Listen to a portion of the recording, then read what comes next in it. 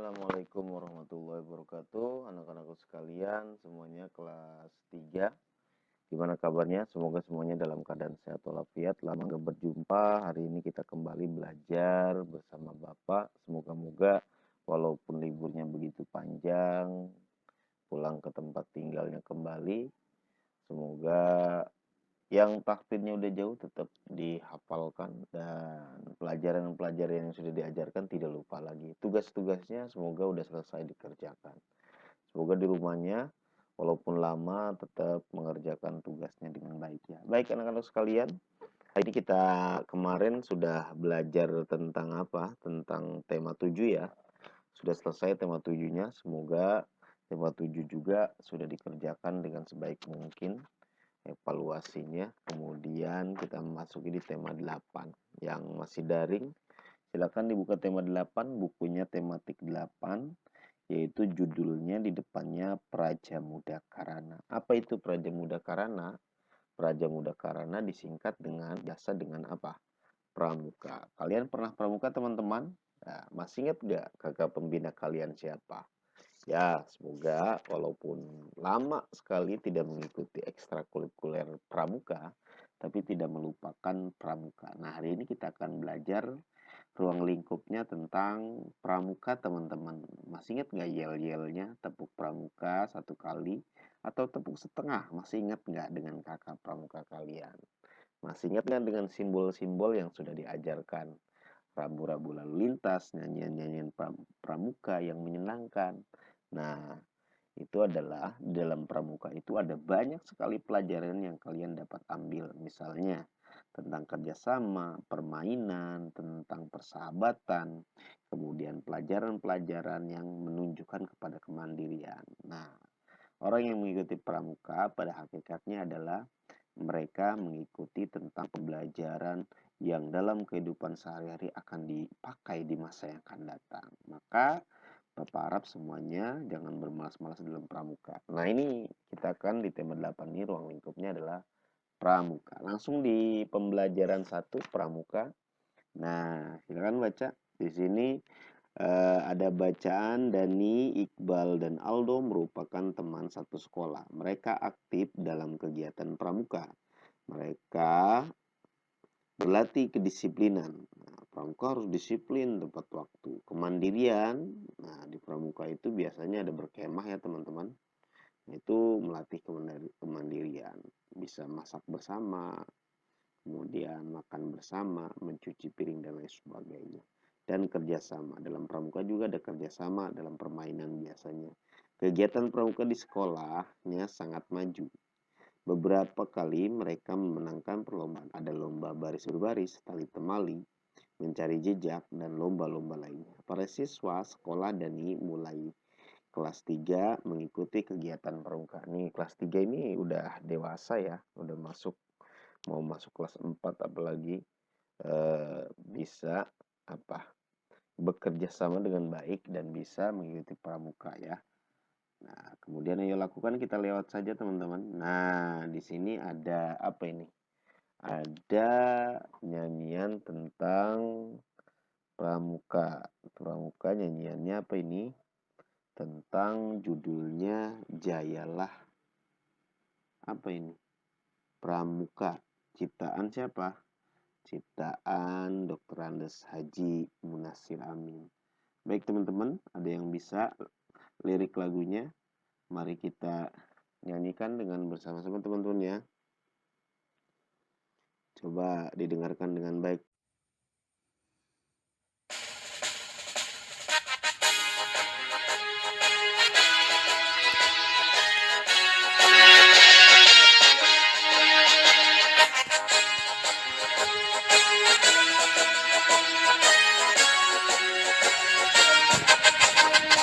Gerakan Pramuka Praja Muda Karana sebagai wahana kaum muda suka berkarya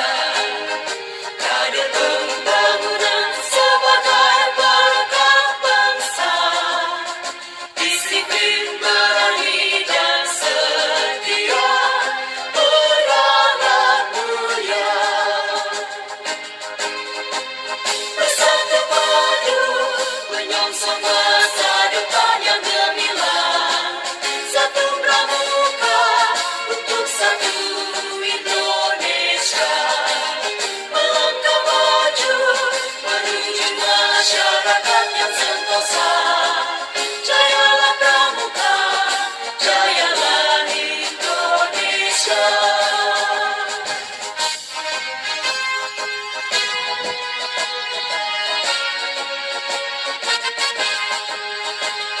Kita lanjutkan teman-teman.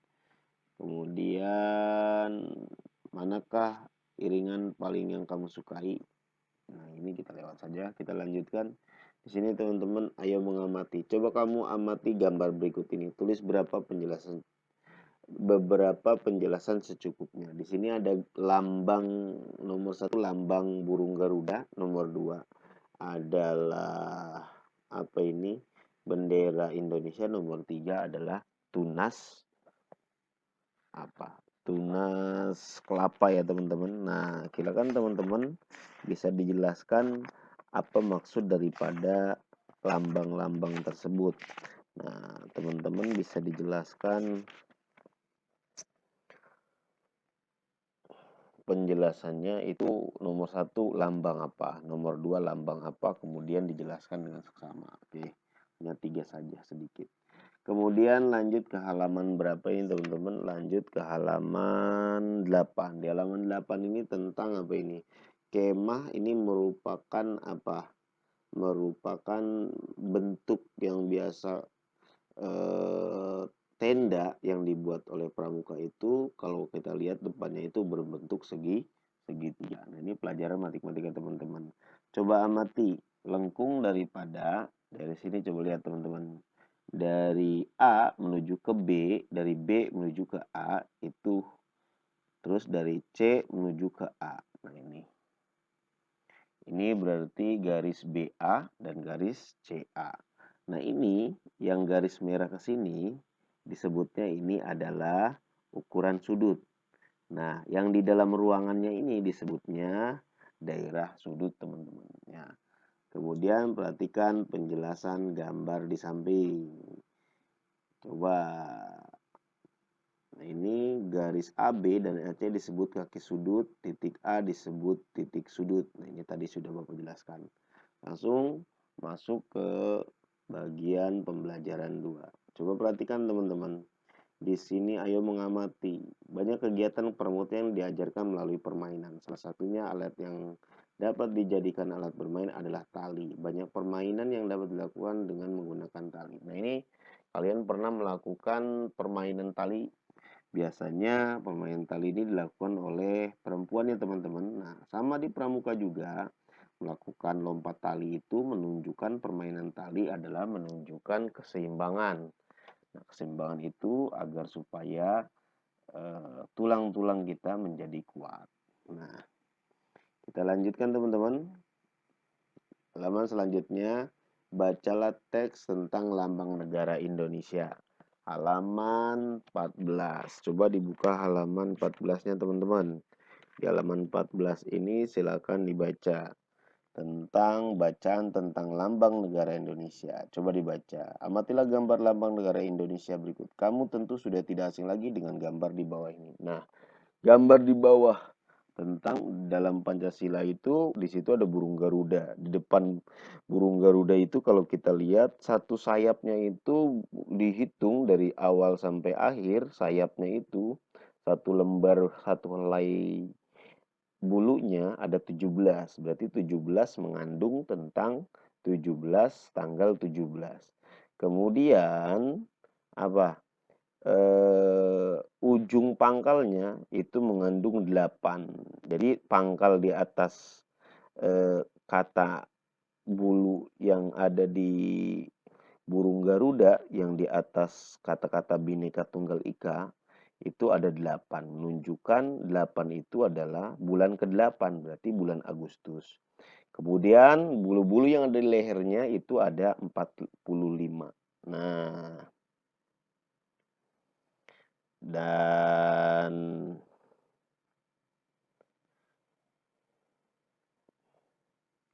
selanjutnya teman-teman silakan yang ini gak usah diisi deh. Yang ini dilewat saja teman-teman ya. Kita lanjutkan di sini. Bendera merah putih merupakan lambang negara Republik Indonesia. Silakan dibaca halaman 16 teman-teman. merupakan lambang negara Republik Indonesia. Bendera tersebut sebagai bendera nasional Indonesia. Setiap upacara pasti ada saat untuk menghormati bendera ini. Garuda Pancasila juga merupakan lambang negara Republik Indonesia. Lambang tersebut harus dijaga sebagai tanda kehormatan negara. Oleh karena itu, bendera merah putih dan gambar Garuda Pancasila dipasang di tempat yang semestinya. Penggunaan dan pemasangan lambang negara harus mengikuti peraturan. Nah, biasanya gambar burung Garuda itu biasanya digunakan di mana saja teman-teman. Biasanya ada di kantor, ada di mana lagi? Biasanya ada di gedung DPR atau ada di mana lagi? Biasanya ada di sekolahan ya teman-teman ya. Kemudian ada di tempat pengadilan, jaksa, terus ada di gedung Mahkamah Konstitusional, Mahkamah Agung, dan lain sebagainya. Itu tempat-tempat yang digunakan untuk menaruh burung Garuda. Nah, kemudian lanjut teman-teman di pembelajaran 3. Kembali di sini dibaca halaman 18 sampai halaman 19. Coba teman-teman dibaca halaman 18 sampai 19. Makna lagu Berkibarlah Benderaku. Nah, kalian hafal nggak lagu Berkibarlah Benderaku? Berkibarlah benderaku, lambang suci gagah perwira. Di seluruh pantai Indonesia, kau tetap pujaan bangsa. Siap, baik lagi. Nah, berkibarlah benderaku, lambang suci gagah perwira. Di seluruh pantai Indonesia, kau tetap pujaan bangsa.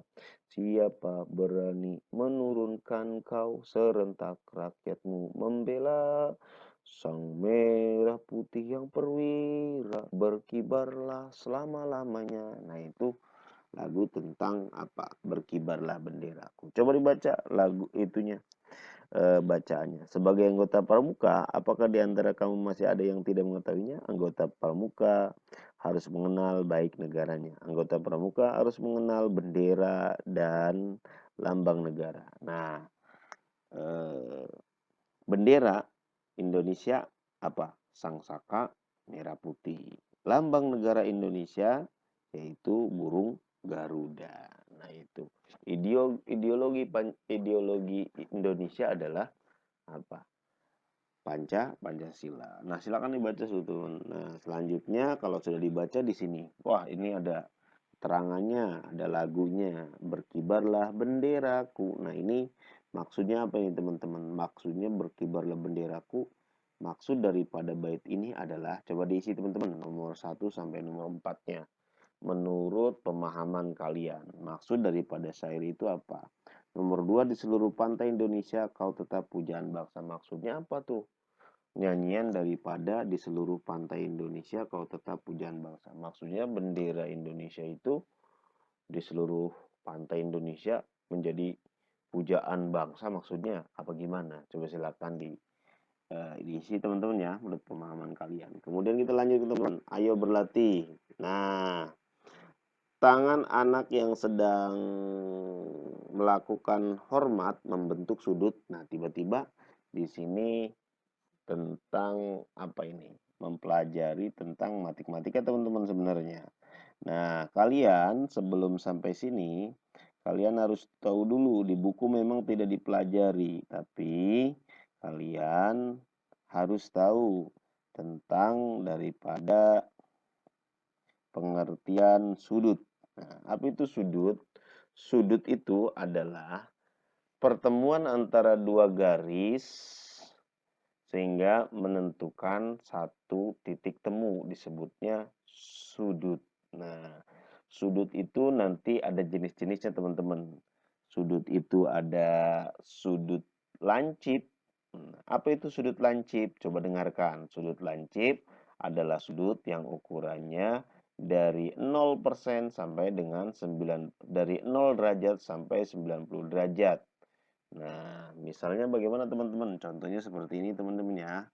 Contoh misalkan seperti ini nih. Misalkan jadi sudut lancip itu contohnya seperti ini. misalkan. Nah, ini misalkan berapa derajat nih? Misalkan ini 50 derajat.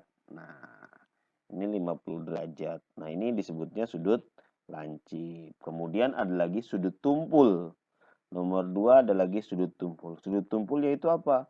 Yang dinamakan sudut tumpul adalah sudut yang ukurannya lebih dari 90% atau rentang 90 sampai 180. Jadi kalau sudut tumpul itu lebih daripada 90%. Jadi sudut tumpul itu lebih daripada 90% ke sana. 90 berarti berapa? 95, pokoknya lebih dari 90. 100 dan tidak melewati 180 atau 90%, 90 derajat sampai 180 derajat. Nah, contohnya gimana? Contohnya seperti ini. Misalkan ini sudutnya. Nah, ini yang berapa? Misalkan ini 120 derajat sudutnya. Maka sudut ini disebutnya sudut tumpul namanya teman-teman. Nah, gitu teman-teman. Kira-kira paham gak ya? Yang kedua namanya sudut tumpul. Yang ketiga, kalau bisa dicatat ya. Biasanya kalau di kelas lain ini ditulis sama Bapak di papan tulis. Nggak apa-apa dicatat aja lewat buku. Nomor 3, sudut siku-siku. Apa itu sudut siku-siku? Yang maksud sudut siku-siku yaitu sudut yang besarnya 90 derajat. Nah, contohnya gimana? Nah, contohnya misalkan seperti ini teman-teman. Sudut siku-siku itu seret, set. Nah, ini namanya 90 derajat. Dia tepat 90 derajat. Nah, ini namanya sudut siku-siku. Contohnya seperti apa? Contohnya seperti pojok daripada jendela itu namanya sudut siku-siku, atau pojok dari buku, pojok dari meja itu namanya sudut siku-siku. Kemudian yang keempat adalah ada yang dinamakan sudut lurus. Apa itu sudut lurus? Sudut lurus yaitu sudut yang besarnya 180%. Jadi contohnya gimana? Contohnya seperti ini. Nah, 180 derajat itu namanya sudut lurus. Nah, ini sudut lurus nih disebutnya seperti ini nih. Nah, ini namanya sudut lurus. Contohnya seperti ini apa? Seperti jembatan. Itu juga termasuk sudut. Kan yang namanya sudut adalah menemukan dua garis yang saling menyilang. Nah, ini namanya sudut. Nah, disebut contohnya seperti jembatan. Jadi, alhasil kesimpulan yang namanya jenis-jenis sudut ada 4. 1, sudut lancip. 2, sudut tumpul. 3, sudut siku-siku. 4, sudut lurus. Mudah-mudahan ngerti ya. Nah, kita lanjutkan teman-teman. Kemudian di halaman ini kalian teman-teman diperintahkan untuk apa itu? Untuk meneliti daripada sudut-sudut tersebut. Nah, coba. Nah, ini termasuk sudut apa ini teman-teman? Teman kalian sedang hormat. Nah, ini sudut apa nih termasuk nih? Apa sudut lancip, sudut tumpul, sudut siku-siku, atau sudut lurus? Nah, coba teliti teman-teman. Nah, kita lanjutkan. Nah, kemudian lanjut teman-teman ya. Kita lanjut. Ya, ini juga sama membentuk sudut teman-teman. Berarti kalau kita lihat dari sini, set itu bentuk sudut. Berarti ini disebutnya sudut apa nih? Nah, kemudian ada lagi apa? Gambar ininya selanjutnya adalah, nah, yang ini. Ini juga membentuk sudut. Nah, ini disebutnya sudut apa nih? Dari sini ke sini. Nah, berarti ini sudutnya nih. Kalau ini sudutnya seperti ini, kalau ini sudutnya seperti ini. Nah, ini disebutnya sudut apa? Ini juga isi sudut apa, ini sudut apa. Nah, kira-kira seperti itu. Coba diisi teman-teman. Kemudian kita lanjutkan teman-teman. Mudah-mudahan kalian mengerti ya, walaupun penjelasannya sederhana. Kita lanjutkan.